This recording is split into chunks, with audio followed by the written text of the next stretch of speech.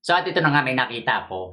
House Prosecution's spokesperson Antonio Bucoy firmly denied that the impeachment complaints against Vice President Sara Duterte is a politically motivated following claims that is a part of Marcos administration's alleged effort to bring down the Duterte. So ayun, pinapanindigan talaga ng mga DDS at saka ng mga Duterte na yung impeachment ay gawa-gawa lang.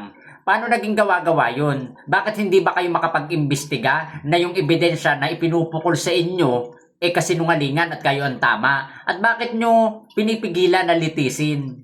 Dapat nga, ipinupush nyo pa yan na litisin para malinis ang inyong pangalan. Pero bakit ang nangyayari, parang gusto nyong i-dismiss kahit wala namang nagaganap na trial? At saka kung ito ay politically na sinasabi nyo, anong tawag dyan sa ginagawa nyo? Ha? Hindi ba pamumulitika yan? Pilit niyong pinapalakas si BP Sara na hindi masagot kung saan ba talaga dinala yung mga pondo na talagang pera naman talaga ng taong bayan na nakalaan para sa security purposes pero ginastos kung saan-saan. Tapos kung ano-ano pang mga alibay.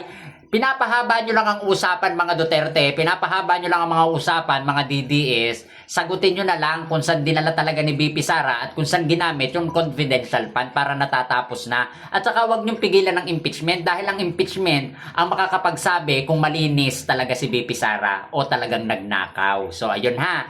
Huwag niyong tutulan ng impeachment dahil yung impeachment trial ang makakapagpatunay na si Sara Duterte ay walang ginawang mali o may ginawang mali.